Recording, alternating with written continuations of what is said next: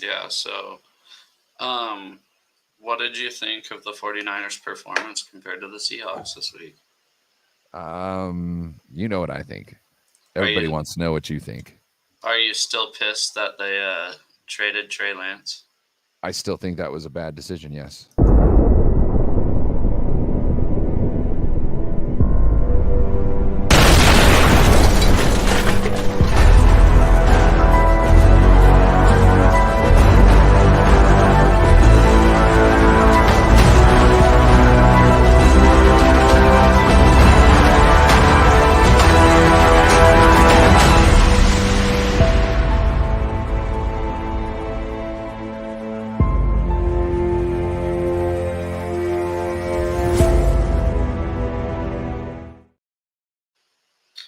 What is going on, everybody? Welcome to a beautiful Wednesday edition of this podcast, The Rivalry, weekly NFC West talk with me, Joe Stevens from Seahawk Talk, and Ryan from No Border Sports. How you What feeling, up, man? Feeling good? man? It's Wednesday. you know, I was thinking we had a chance of losing that game. I'm pretty sure we'll go back over. Well, we got Corey Davis's pick'ems tonight. So anybody watching after this show, make sure you tune into Corey Lockdown Davis's show.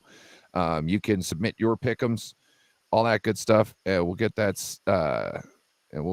tallied up, and we can see who wins by the end of the season. But yeah, And it is I Corey had with a us K. Corey with a K. Yes, Corey Lockdown Davis. I might find the link sometimes before the end of the show and put it in the chat. So if you're here at the end of the show, you should be able to just click on the link I drop in the chat and move on over there. But no, I thought the Niners might lose that game. So today is it's Wednesday. Normally people talk about Victory Monday, so it's Victory Wednesday still. And we got the Rams coming up, and you can't really look past any team in the NFL, but if you're a 49ers fan and there's one team you could think about looking past, it is the Rams at this point in time. But there will be some day where we'll think that we're going to win a game hands down, and we will lose that game because the Rams will have had enough and have stacked their chips correctly, and will win in the regular season. But I don't think that's this Sunday. Yeah, it was kind of like the 49ers last year, right? Because we were just used to just beating their ass no matter what, right? It didn't matter how good they were, how bad they were. The Rams have always been tough for us. I'd say the biggest issue with Sunday was definitely our pass rush. We did not pressure Stafford at all. I mean, it was insane. It was just stupid. The amount of time he had to throw back there. Couple blown coverages. I don't think the blown coverages that were there lost us the game.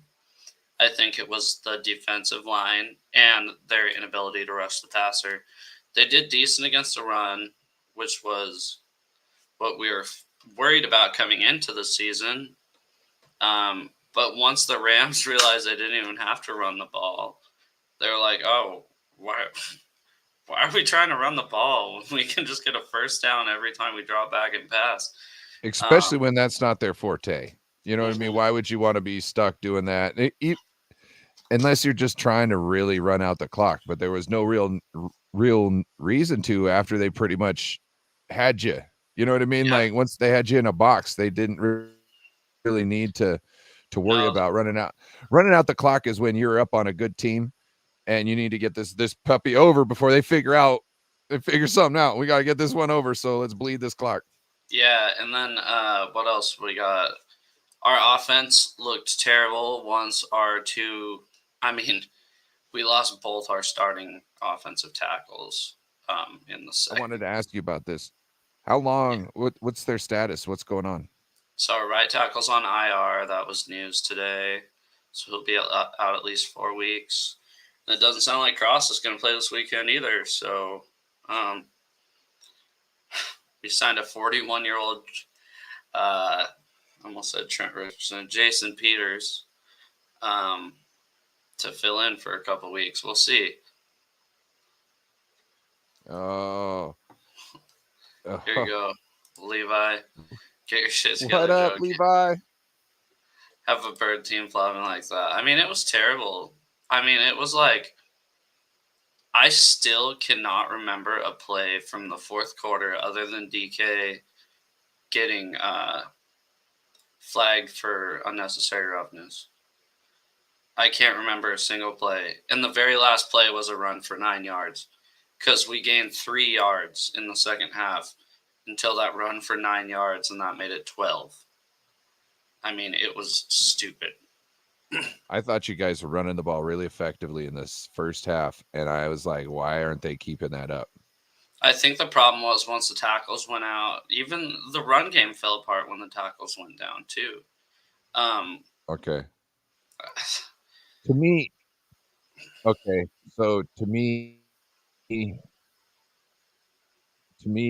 when your tackles go down, I want to run more because in my world, my tackles are going to run first and pass block second because mhm. I even if I was running my own team, not talking about the Niners, I'm on a run. I run first team. I what you get from it can really solidify wins. You know what I mean? Like on all sides, it could really help you out, keeping the defense fresh and all that.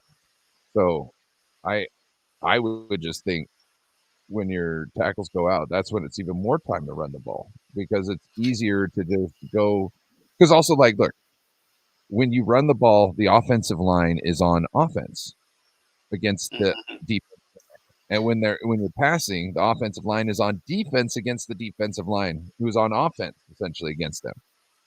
Yeah, no, exactly. I couldn't tell you how many drives we had in the second half. It was not that many. I, I want to say we had maybe 1, 2 drives in the third quarter because the Rams just controlled the ball so well. It was just a piss poor effort. You know what it seemed like?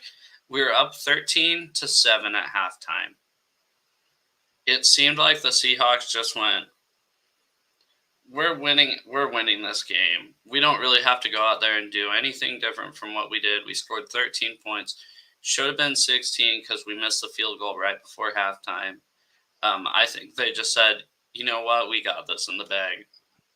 And then what happens when you do that? When you have that mentality, they didn't play even in the first half. Even when they played decent, they didn't play like they were out there to, they didn't play with any fire, and it sucks. And the only one that plays with a little bit of fire is DK, and he goes over the top sometimes. So it's just frustrating. It's just, then again, it is all just 1 week, right? So It was week one. It, yep. look, you guys looked off. That second half came out and like things weren't going your guys' way as they were, and you guys were off. Hmm. Um, look at look at Josh Allen. He lost to the Jets. He lost to Zach Wilson. Zach Wilson. Yeah, but their defense, He he could lost have to literally, they should have ran the ball every play of that game, and they would have won the game. yeah. um, I want to say what's up, Carcast, and then when Gino said, "Oh my God," when Donald came up the middle, that was pretty funny. I'm sorry. I'm a big grown ass man, and I'd still probably be like, oh shit. You know what I Yeah, mean? Because he's a big boy. Not just yeah, that, like he he can toss grown ass men around. You know what I mean? So I'm talking yeah, about like and I'm if 6'4" and like I don't know 320. I haven't weighed myself in a while. We're probably about 320, and he could put me on the back real quick. He's benching 500 at one point, so he can just bench press me back. yeah, and that's another thing. If we would have won that game, if it ended after the first half, we all would have thought, "Oh man, that was funny when Gino did that." Now it's just kind of like, "Fuck, dude, that was like the story of the game. Can't block, can't rush, but can't rush the passer. Like something needs to change, and hopefully we see it Sunday." But the good thing is Gino was under duress and old Gino didn't come out. No, and we've seen him under duress last year. I knew that he wasn't going to just drop back and throw a bunch of interceptions. Like I knew that. I knew he wasn't going to force the ball, which sometimes you have to when you're down super big late. But you know what? I'd rather have him be conservative because that's the guy he is. Because when he makes bad decisions, they're really bad decisions. So I'd rather lose and him be conservative than you lose anyways and him throw picks. Because also it loses confidence within teammates and all that type of stuff, and he doesn't need that. Me personally, if I'm on someone's team, hey, I'd rather lose by having incomplete passes than drops than interceptions. You know what I'm saying? Any day of the week, baby. Yeah, and somebody put out a poll on YouTube. I think I can find it. Sorry. They're like, what's the most concerning part of the Seahawks game? And, 27% said coaching, which, yeah, you can attest to that. Just with the, I'd say coaching the pass rush. Defensive line took 53% of the votes, but it actually concerned me that 8% said quarterback play when he didn't have any time to throw the ball. I have no problem with Gino's quarterback play, and I'll be the first one to tell you if he makes a bonehead decision, I got a problem with it. But I don't feel he was accurate as he has been, but I don't think he was. And I didn't go over your game as much as I did mine. I watched 3/4 of it live, and that was it. But what I was seeing was it didn't seem like he was very accurate at times, but that also could be he was rushed. Like I said, you guys seemed off. He didn't seem like he was on. He was part of the off. You know what I mean? So I'm not trying to crucify the man. I'm just kind of saying, hey, it looks like some week one bullshit. You know what I mean? And the whole team felt it. But we'll see. We get Witherspoon, our 5th overall pick this week.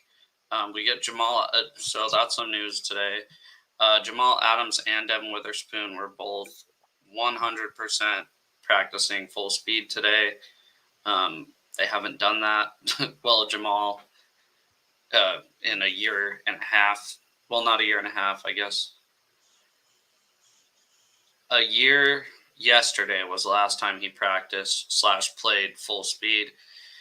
Steve-O, yeah, we were kind of texting about that. He said it.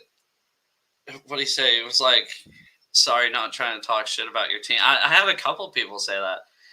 Oh, I can't talk shit about your team, blah, blah, blah. I go, you should. We deserve to get talked shit about. With an effort like that in the second half, it's embarrassing. Talk shit about that. And you should be, you're the better team on paper. You should have been the better team on the field. Mm-hmm. The Rams look like they were better prepared with less, and it's not offensive to somebody if they understand that's exactly what it is. And it's just constructive criticism. Joe sees this stuff. You know what I mean? Yeah. So and just the fire the players played with, that's what I think I was more pissed about. It's like, okay, yeah, we can't get to the quarterback. No big deal. We'll get him next time. He dropped back 38 times. We had one pressure. They say 2 pressures, but I didn't even see the second one. We had 2 pressures the whole game on 38 dropbacks. So. Give a shout out to Bryant Colt there for saving his money on car insurance. I'm guessing. Did you go to the Geico Gecko? I'm assuming. See, up here we had. Oh, hey. Vern? You remember Vern Fonk? Yeah. Did you ever see any of the Vern Fonk commercials? He was this guy who used to do crazy insurance commercials, right? His name. Well, he's not. His name wasn't Vern Fonk. Everybody thought he was Vern Fonk. His name was Robert Thielk III. And he was famous. Like one of his commercials was he gets pulled over and he's like, "Officer, you drinking?" Or he says, "Sir, have you been drinking?" He's like, "No." And he's like, "Sir, I think you've been drinking." He's like, "No." And then he's like, "Ma'am, has he been or this and that?" And the woman says, "Officer, I wouldn't argue with him. It's not good to argue with him when he's been drinking." You know what I mean? Like he's and anyway, I met that guy. Yeah. He passed away. Robert Thielt III. Shout out my I buddy got actually an remember insurance company. hearing that. I actually Yeah, remember hearing that he died like a few years ago. Everyone was famous like, guy up "Oh, here. Vern Funk died." Yeah, Yeah, that's poor just a guy. Northwest thing, right? So Yeah, it's like a Washington thing. I didn't know if it even got you down south, but there are Vern Fonks are all over the place. It's one of them cut rate insurance places where you just pick a policy from some cheap place, you know what I mean, and they just find you some coverage and then turn around and yeah, but yeah, no, we look like ass. But yeah, so if you want to talk shit in the comments, go ahead, because as long as you don't talk shit about me directly, honestly, or you can talk shit about me directly, I can take it. But one thing in the comments is if you want to talk shit about the Seahawks this week and say how shitty they are, go ahead, because I'm all for it. They look like ass. yes. Over the center, every quarterback was That's why the 49ers getting Hardgrave was such a nasty move, is because you're gonna Bosa's getting somewhere around the edge, right? So you got one side that's definitely a threat, and now the center might be a threat. So you can only move to maybe one side. Or you double team him and Bosa, and now Eric Armstead and whoever else is at edge is now one-on-one with somebody, which is not a good thing either. So we'll probably double Hardgrave, Chip Bosa, and yeah. You know what was crazy too is going into the game, like there weren't a lot of fans nervous either. We go, okay, yeah, we just got to take care of business. Like we just, nobody really seemed to care. It seemed like the players thought the same thing as the fans. Yeah. Darwin says Stafford shut him up. Yeah. Shut me up. Well, all the thoughts we had, he's there. I wasn't worried. Him knowing people and having a connection with people, I thought that was all bullshit talk. My thoughts are his back. We had an issue with a guy named D Ford, and we started looking into back injuries because of a guy named D Ford, and back injuries, when they're bad, never go away, and they flare up and they flare up, and anybody touches you and you flare up. So I just hope that Matthew Stafford, like every time he gets sacked a little roughly, doesn't have to be out for weeks because of his back. Well, I'll just like to see what Stafford does against a real pass rush, because I think he'll fold next week against you guys. But if there's a trap game, the Rams might be the one this year. Maybe, but I don't see it. I don't see it either. I really don't. Now, we've had their numbers so many times. Maybe Sean McVay spent all off season only concentrating on week 2. And maybe they want to hush us in our own house, in our southern house. Mm-hmm. Levi South. But I don't think that's this week. I don't. Not so Kyle's been known for coming out slow. And it seemed like that Pittsburgh Steelers game was him proving a point to himself, to the rest of the team. They can actually start the season in mid-season form. And so I don't see us taking that big of a step back. I don't see the Rams with their personnel and their coaching staff being able to really derail us off of the performance that we did last week. Yep. I think they have a chance to score more points against us because they're more used to our defense and kind of know how to attack it more. But we could also shut them out more because I think they're not as talented as the Steelers are. And they have a You know what I mean? pass rush. Yeah, I don't know. We'll see. It's yeah. I'm just fed. I was so fed up this week. I was like, man, why you gotta go out there and just look like shit? You know, not just lose, look like complete shit. So I think that was the thing. Yeah.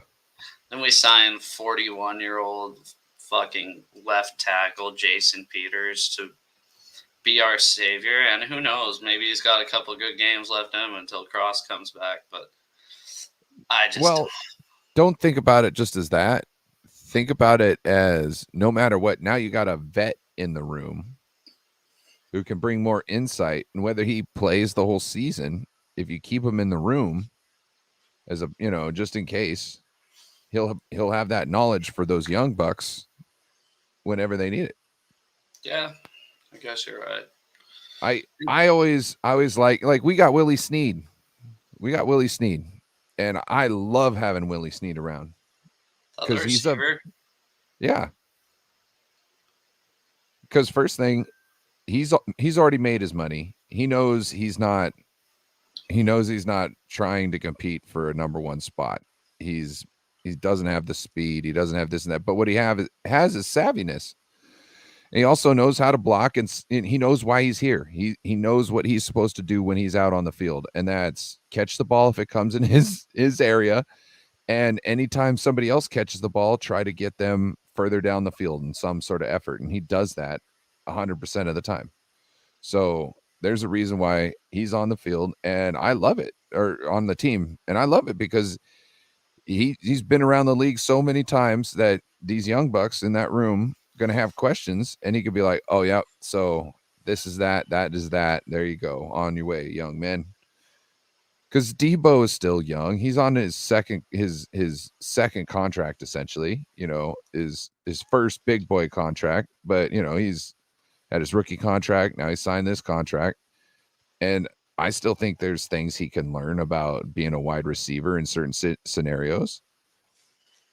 Yeah. When I was a restaurant manager, there's stuff that you learn over 5 years, and there's stuff you learn over 10 years.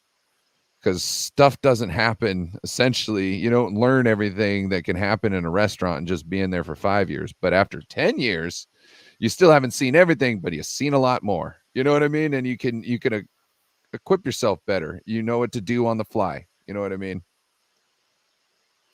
Yeah. So what were your takeaways out of the Steelers game? What'd you like? Was there anything that you didn't like?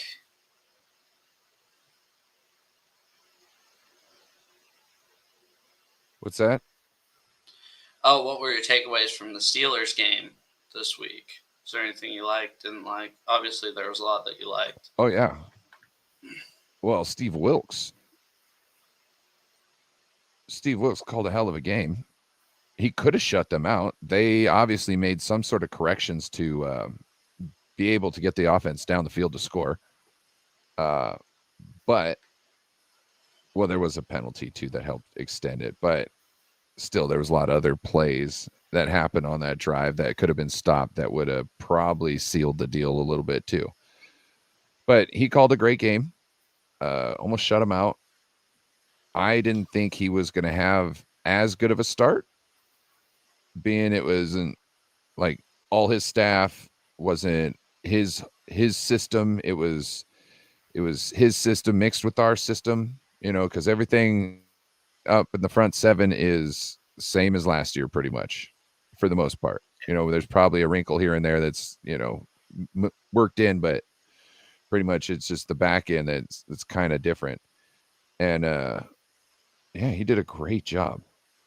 And then the offensive line run blocking did a great job. It seemed like they were all on the same page. When I was watching them run block, it's like, oh my gosh, this looks like mid-season form for us, which we don't see until mid-season. Like week 8, all of a sudden it's like, man, every run play, it's nasty looking. And what I mean by when it's nasty is it looks clean, it looks perfect. and at the point of attack, somebody is going to get rocked, and we were seeing that. Except for when what was that play? There was a play where Ross Dwelly had to come by and block the D end on the backside, and he totally whiffed that block. Shout out Ross Dwelly. Man, just learn how to block, Ross. You can get in more, and then we can use your hands. Jesus. It annoys me so much sometimes. Yeah. So that's another, Steve-O said in the comments, that's another thing in, like, week 1, like, obviously Kelsey was hurt, but, like, Higgins, look at the Bengals. Do you think the Bengals are really going to lose 30-3 every week to the Cleveland Browns? I don't think so. No. They need to make corrections, and that's what the Hawks need to do, and that's what a couple teams need to do. I don't think the Steelers are a bad team either. No. I think the Steelers are going to be a playoff team. I just think there's a lot of corrections that these teams need to make, and the Seahawks, especially the Seahawks, they haven't done anything. They can't go out there and just expect to show up and win a game. Like the loss to the Steelers loss for them could be what they need to know that, hey, we thought we were at the level we needed to be. Whoa, we aren't. So we need to now work to a higher level. And if they get there, that might be what takes them to the playoffs. Is that, if they figure out, hey, we can get here, let's take it to another level, that could take them deeper into the playoffs or get them a better spot in better seating.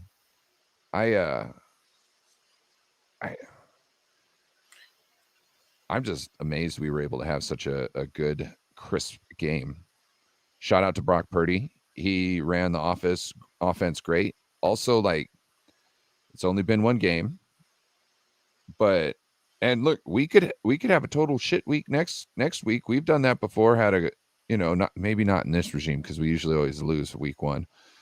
But as the 49ers, I remember for a while we would come out, we'd win the first game and then lose every other game almost for the rest of the season.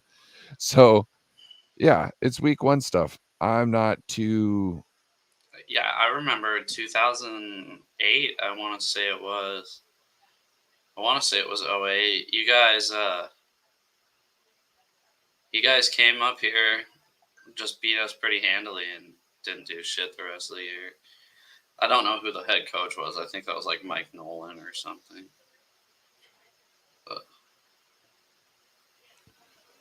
But we got shout out another Ravens fan, Brandon Maney. Guy, I know he's from up here actually. Oh, he's around here, huh? Yeah.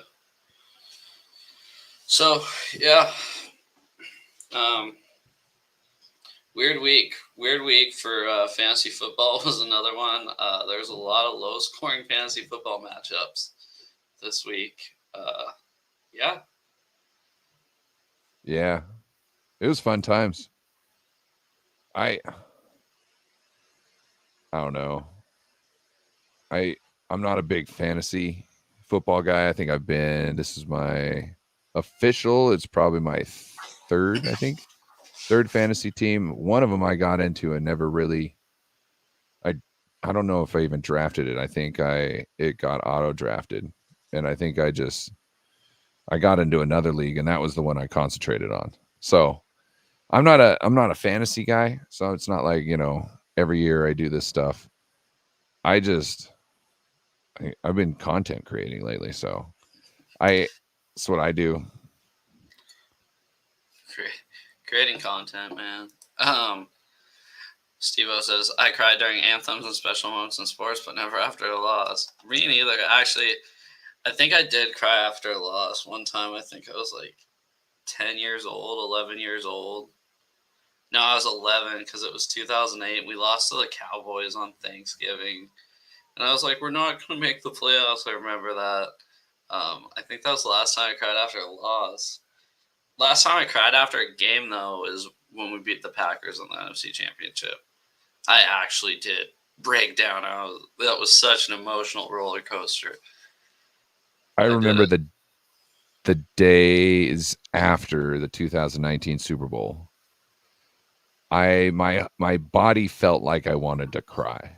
You know what I mean? Like that stomach, the feeling in your stomach, and the feeling that comes over you when you're. But it's like I'm not crying. It's just like it was like there was like the pit in your stomach, but it wasn't really like a pit. It was just like that feeling of just like everything just got ripped away from me. You know what I mean? But there was no tears. Like I remember while I was watching it, I'm sitting there.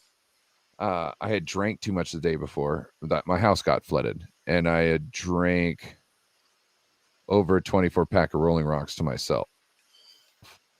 And I was doing a little good, so I had probably like an 8-pack left of 2 18-packs, and yeah, I drank a lot. And I'm sitting there, and I hadn't drinking anything that day because, like I said, I drank so much the day before. I was like, I'm cool. I'm just going to drink my water. You know what I mean? And I think it was like 7-8 minutes left in the game. I seen him going down the field, and I seen our defense just not be able to get anywhere in time. Like their routes were hitting our zone before we could get back into our zone and then attack. And I was like, yep, time for a beer because we just lost this game. Mm-hmm. You know what I mean? Like you can't give Patrick Mahomes that much time. Like somebody's like, you had a 10-point lead. I said, you can't leave that man a 10-point lead. I said at that point, you can't be comfortable with a 10-point lead until 2 minutes. Little did I know that it's like less than a minute. Like he can score a touchdown in 17 seconds. You know what I mean? That's all he needs is 17 seconds. So really, anything half a minute, 10 points is not a good lead with Patrick Mahomes on the other side of the ball unless you have less than 30 seconds left in the game. No, that happened. Or no, that was 7. Sorry. That was 7. Right. That's what I'm saying. And because he did it in 17 seconds. So I'm just saying you double that by 2, and then he cut off a couple of seconds, and he can't go down and score again in that time, even though it's probably false because he could probably do it in maybe about 28 seconds. You think about it, he could be able to get in field goal range in about 10 seconds after he takes 17 seconds to go down and get a touchdown. He could get into field goal range if he gets an onside kick. They could get into field goal range real quick, actually. It's probably like 25 seconds, 26 seconds. Because if he gets an onside kick, there's like, it's 2 of his pass plays to the end zone, right? Yeah. Yeah. How about Josh Allen throwing like a 75-yard interception? I mean, well, I couldn't believe that the ball made it that far on what night was that? Monday night. Yeah. Yeah, he dropped back and threw that thing, and you're like, did he just throw that from like the 25-yard line? He did. Made it down to the 3. Yeah, I don't really worry about interceptions like that if you have the lead, in certain situations and it's not close. To me, that's just a punt. You know what I mean? Especially if you can like throw it down towards the goal line and just push him out after he gets it at the 1. Okay, we just punted it to the 1. You know what I mean? Like I'm okay with that. But when you're down, sorry, you can't have any turnovers. We need conversions. You know what I mean? We need conversions, not interceptions. So yeah. In a situation like that, it's not like I'm offended and I'm mad. It's just that's not a time and place where that can happen and just be okay. You need to convert. Dude, I'll tell you what. Yeah. Oh, go ahead. I just think some of that's also on the play caller. Like you're dialing this stuff up and he's going to try and make up for his mistakes when obviously he's not making the best calls right now. So maybe you should reel him in a little bit and wait for him to. There was a lady who was running the forklift in the back room of a Fred Meyer's one time, right? And it was like her first weekend being in charge of the back room, and it was messed up. It was jacked up, and she had to get to work, but She wasn't necessarily good with the forklift. She didn't use it a lot. Okay. She didn't use it a lot and she wasn't proficient with it. Right. Um, and she's trying to go fast and she's clipping things with her forks and this and that. And it's just causing her more time. Right. So I just say, hey, I see you're having an issue. Do yourself a favor, slow it down until it clicks, and then speed up until you're at the speed you need to be, and then you're not hitting things. You know what I mean? So slow it down until it clicks, and then speed your tempo up a little bit, and then speed it up a little bit more until you get into your gear essentially. And I come back in the room 15 minutes later, and she's just cruising around. She's just cruising around because she just needed to figure out, hey, I need to get in the swing of things first. You know what I mean? I need to get my groundings. I need to get back acclimated to being in this thing. And then she was off to the races. So that's the same thing here.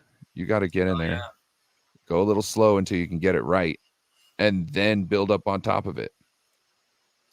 Yeah, I'm just happy that the Lions actually won against the Chiefs.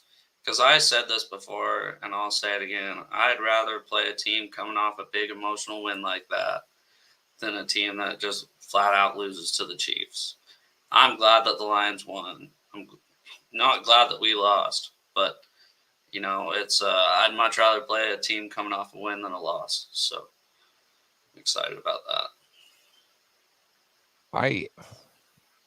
Did you hear the little bit of I wouldn't say it's drums, but the little bit of news today about a tight end for the Chiefs? Who, Kelsey? Oh, Yeah. Swifty with Taylor Swift. Swifty.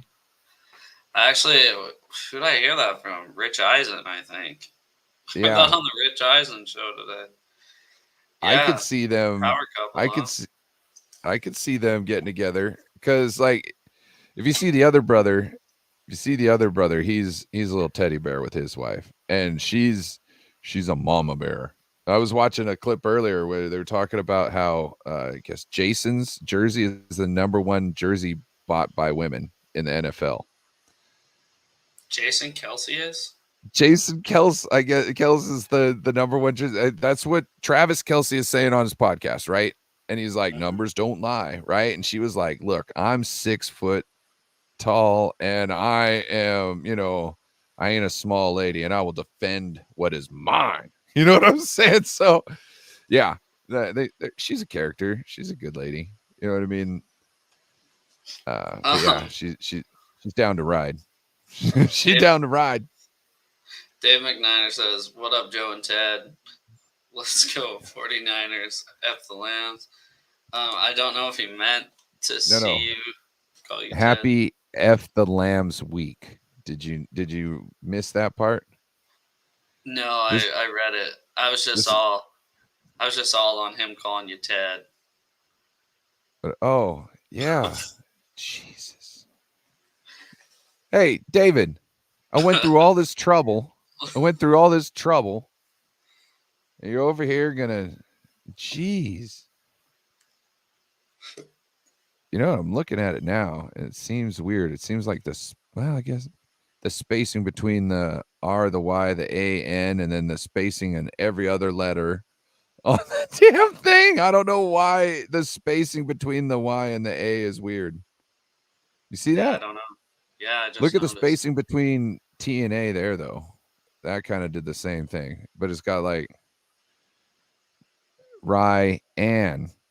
Yeah, Ryan. Ryan. Uh-huh.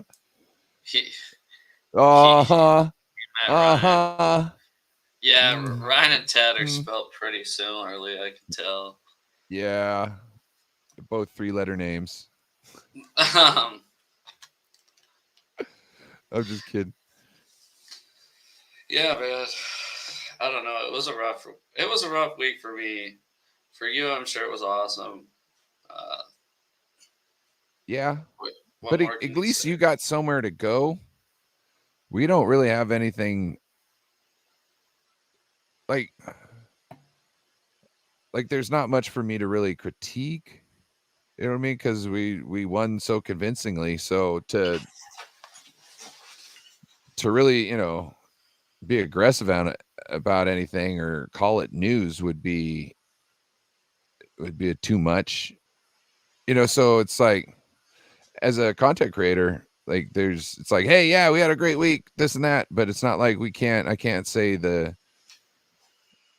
have a title of what's wrong with the 49ers backfield, or you know what I mean, why is the defensive line not, you know what I mean, there's stuff you can do a whole show on. I can't. Don't even.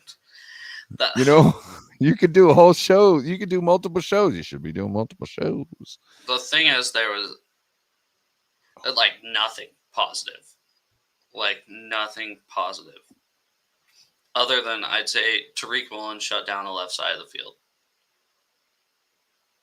That There was you go. about it. I don't know. We'll see. We'll just see. I don't think we're as bad as we saw. So No, I think it's week 1 jitters / funk. I think you guys will be back. yeah, me too. Who knows? Maybe you guys caught our slow start season stuff, and that you won't be ready till mid-season. We'll see. I'm just We'll like, see. shut up, Ryan. Stop trying to jinx me. No, I think it. God, we just need to get to the quarterback. That's that number one thing. Get to the quarterback. Once I realized that they didn't have to run the ball and they could just literally dink and dunk us down the field, it was not that hard. When you have 7 seconds to pass, when you have 7 seconds to throw the ball, you're going to find somebody open. You're absolutely going to find somebody open at one point. And if you don't, you're a really bad quarterback because somebody is open. I mean, like, right? Nathan Peterman level bad quarterback. Not even like, yeah.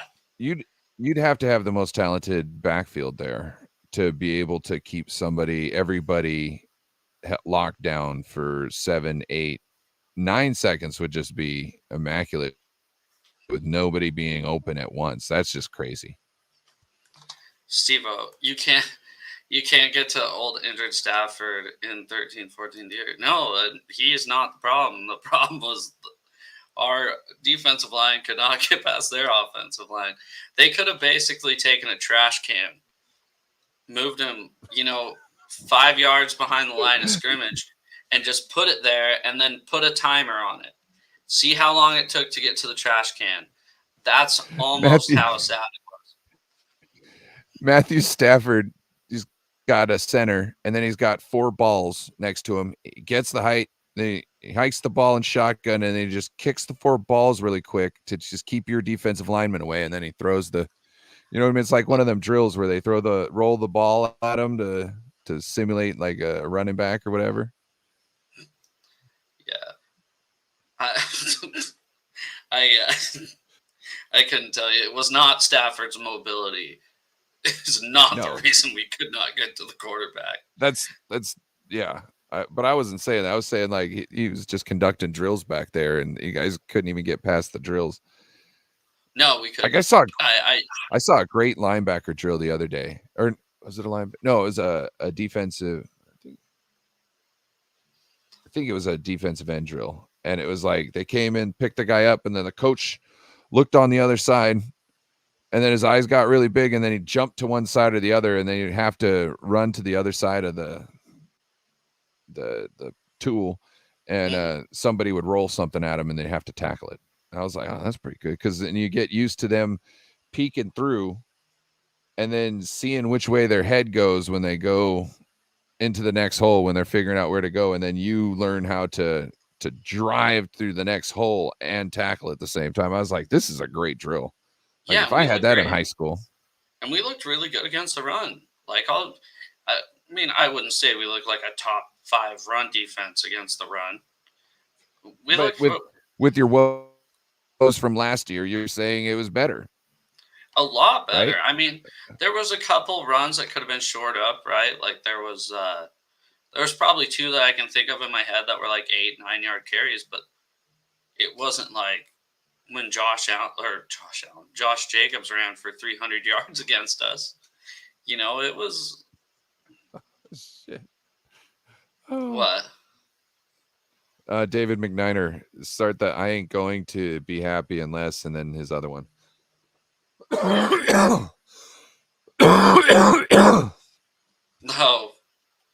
Yeah. Steve-O says he sees potential in McNiner as a troll. He's going to start training him, it sounds like. Anyway, I thought you were going to bring that one up. What? I thought you were going to bring up David McNiner's thing. Oh, yeah. I'm going to be happy unless I see Kelly Stafford pitching a fit on Twitter and Instagram after the game. And then the other one is last season she claimed Drake Jackson hurt her wife, Matthew. Yeah, and I can't stand when wives do that stuff, like on social media and stuff. Like, I felt bad for the guy when he, like, I guess she said on a podcast that Matt Stafford was finding it hard to connect with his younger teammates. And, like, that's all everybody talks about. And it's like, he probably said that in confidence. Like, he did not want you going out on your podcast and saying that. So. She, like, I think, like, even with my ex, right? Let's say we have a disagreement about what we want to do about my daughter, right? I'm not going to have that disagreement in front of anybody, or especially my daughter. We'll talk about that personally, and then afterwards we will have a unified front about it. Even if, like, let's say I lost, right? Or, we didn't go with my idea or plan. I'm going to act like it is mine, and I'm going to follow through like it is, because I don't want my daughter being able to go in between us and figure out how to divide us and play one side or the other. This is not going to happen, right? And this is the same thing. Kelly, you need to be quiet. You know why? Because you just create your man more of a headache. You're Matthew Stafford's Jackson Mahomes. Not that bad, but you're causing him a headache when all he needs to do is concentrate on who he's playing next week. And then he's got to answer questions, not only about the team he faces, but now of his teammates, who they are and how much he's connected with him. Like, he's not playing Madden with them or Call of Duty with them. We know this. He doesn't need to be. It's what they know each other on the field. You don't even have to know their names. You really don't. I saw a meme the other day that was like,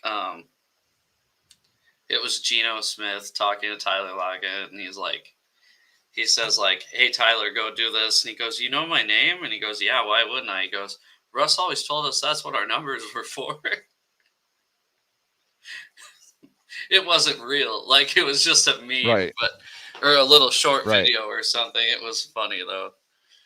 All I'm saying is, like, you can get stuff done without knowing somebody. Mm-hmm. You know what I mean? 824 friends.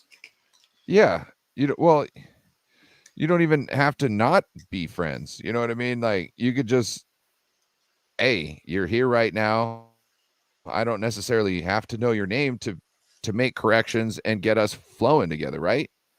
Now, to say that he doesn't know the people's names, that's absurd. I'm sure he knows all his receivers' names. He might know, I'd say, 80% of people on the team's names, just maybe not some on the defense and the special teams type guys. You know what I mean? Like, because he doesn't come into contact with a lot where he's going. You know what I mean? Some of the bigger guys on the defense he probably knows because he's been around there enough, and they're big enough contributors that, they're people you need to be talking to, Like, I remember when I was a sophomore in high school playing football, the seniors weren't worried about who I was because I wasn't going to get any playing time. They wanted to know the guys that were on the JV squad at that point in time, because those are the guys that were going to come in and they might have a chance of playing with if somebody went down or somebody needed some time off, as far as, getting a breather. So That's just how that was. It's understandable. I don't, but you're gonna make a comment about it, and then here we are talking about it.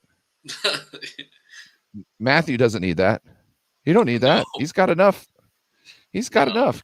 Kelly. Yeah, he does. Kelly, if you love your man so much, just shut up. You remember those weed lawyers? The weed lawyers, have you ever seen any of the commercials? They remember, you're right. Shut the fuck up. Just shut the fuck up. When the cop asks you for it, just shut the fuck up. I love those commercials. Yeah, same with I did want to ask you, I guess we were already like 50 minutes into it. We got to wrap up soon for Corey's show. I've got the yeah, link ready exactly. to drop. I did want to ask you though. I kind of want to talk about this because Aaron Rodgers tore his Achilles. Like I said, this isn't Seahawks or 49ers related. I forgot to think about that. But Anshel. they started. What'd you say? Anshel and I were supposed to talk about that. So anyways, obviously a terrible injury. Like you saw it in slow motion, I'm sure, just like everybody has. And then the NFLPA comes out and does this big thing about how they want everybody to have grass instead of turf. But literally one day before that, the Ravens running back, where is he? J.K. Dobbins also tore his Achilles, but it was on natural grass. I'm sick of this conversation. I'm sick of the NFLPA wanting natural grass. It's annoying. Well, it's really hard to keep up with. Hold on. There is studies that say that it's better. Now, to say that you can't do it on grass is just false. Because if your foot is stuck to the ground and you get moved back in a way, there's nothing you can do there, right? No matter if it's grass, turf, or nothing, your foot cannot move. So there's things that are going to happen. But what it does do is it stops some of them soft tissue injuries. Yeah, and that's what Saleh said. And Saleh was like, if this was a soft tissue injury, this would be a completely different story, but it wasn't. He tore his Achilles. So yeah, you know what I mean? Because so I was watching a video and this guy was breaking down, explaining how to do those fast breaks and those crazy, breaks in and out of routes that we see in without hurting yourself. And essentially you're breaking down to where your hips getting low, right? But you don't turn your shoulders back, because that's the problem. You could still have momentum going forward, and when you turn like that, you're overextending in a different direction. If your momentum's still going forward, you've turned, but everything, yes, exactly. So he's saying that you then turn with your feet, not your shoulders. And if you turn with your feet, then your hips go, and then where your hips go, your shoulders automatically go. So he's like, get low, move it, turn with your feet, not your shoulders. And that's how you safely get in out on breaks. Now, that's not even 100% of the time. That's not even going to help you 100% of the time, but that's going to help you as much as you could possibly help yourself. You know what I'm saying? Because things can happen. But if you combine that with grass, now you don't have as much grip on your feet to where you can have some give. So if you do have putting too much force on your cleat with your feet, there's a chance that it can give away instead of gripping and twisting. So there's still arguments for stuff to be said. I just don't think they should have come out after this and been like, see, turf. You know what I mean? I think there should have been nuance. Certain different types of turf they use. It's like grass. Not all turf is the same. I think we've talked about this before, where I think they should go with one field turf. You can use this. One or two types of grass. You can use this. But we don't want to see those grass fields look like shit, like they did in the Super Bowl, or like they did at the Washington's field for a long time, and people were tearing ACLs because there was just holes in the middle of the field, right? So, Well, I I I think there needs to be a standard. So there needs to be a couple different types of grasses that are okay, depending on your location. You know what I mean? Because you're going to need certain grasses for different climates and zones and all that. You know what I mean? Like you're going to need I different want. grass, I like and turf in Seattle. there should be like a way for you to care for all those fields, Hmm. and there should be people who inspect them before the game to make sure that they're of playing quality. Not necessarily day of the game, because I think it's too late day of the game to turn around and make some modifications that might need to be made. But you know what I mean? If it's made where they have to check on, but then you can't have a cheap ass owner Dan like what's Snyder. his name, Dan Snyder, nickel and diamond things, and just that's not okay. So I think we just need to just get it going. Really, I think it just needs to happen. I don't They know. are so one thing is that's happening is the World Cup is coming, right? Just Seattle. Yeah. Oh, you guys getting grass field? I'm assuming if that's the rules. Yeah, you got to have a grass field Hmm. if you're going to host a game because none of their players touch turf. And if soccer does that, there's probably a reason. Yeah. I don't know. I So just there always seems we have the worst injuries in Arizona, and Arizona has grass. It just that's one thing that always kills me. Like Sherm tore his Achilles there. Somebody tore their ACL there, and then it never seems like it happens at home. It see, always seems. I don't know. so in my high school, we had sand in there, and you could stick like I was an offensive lineman and defensive lineman. So when you stuck your fingers down, your fingers could go in about that deep into the sand. It's about an inch. You know what I'm Yeah. saying? So there was, and we wore long cleats, like 3/4 inch cleats when we played, and it was great. There was always a good give. The only thing I didn't like about it is your feet got heavy because the mud would stick to your feet. So we had a lot of organic matter in there. But they took care of that. And I think if there was, like I said, if there was a standard for a field that was upkept, so anybody could go out there essentially and know beforehand what type of cleats you needed because it's let's see, a level 2 Kentucky bluegrass. Because the guy who makes sure that these things are kept is telling you this is what the field is. It gives you this much da da da da da. It tells you because I think that's one of the biggest things is that knowing what equipment to play in, start of the game, end of the game, knowing the whole time what the best equipment is, and having the best chance for that. Because sometimes, like, somebody will go and change their studs out on their cleats at halftime, and all of a sudden they're running the ball better, and other people forgot to bring theirs. You know what I mean? So Yeah. there's things like that. I get that, but still at the same time, there should be something where you can. Now, the rainy games, we know things are going to turn muddy. Obviously, you can't say, "Oh, it's a level 2 uh, Kentucky bluegrass," and just go out there and do your thing. Obviously, you're going to have to, that'll be a thing. You'll Especially have in Seattle. history from prior games, and you'll be like, this many inches of rain. This was the performance we were getting traction with this stud. You know what I mean? We went with this. Okay, so now we have to go to this. We'll plan for going for this, and we'll have backups to switch. Either way. So, but real That's quick, uh that's crazy. I didn't it's know. I didn't know that Lumen Field is gonna have to switch to grass in 2026, at least for the soccer thing. yeah. They you have to have a grass pitch.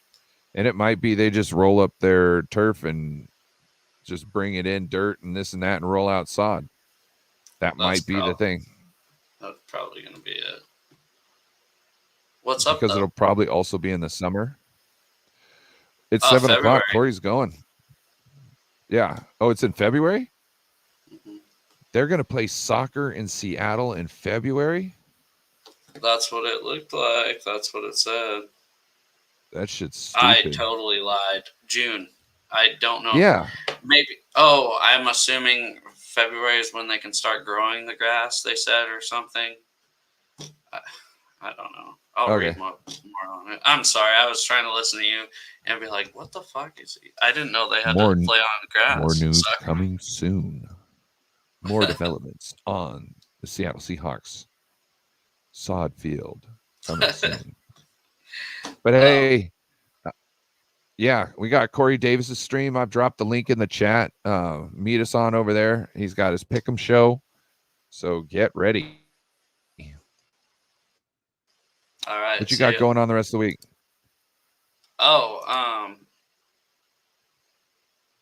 Friday night I'm hosting the almost like call-in show. Friday night I'm hosting the Friday night pregame show.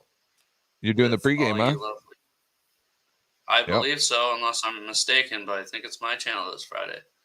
You come into the if you're coming to the Pick'ems, we'll figure it out on there because Brian will be there, the whole gang. Alrighty. How about yourself? Anything? Well, I'm planning on streaming a live reaction of the Thursday night game. So. Yeah, I might be there. I think I probably will.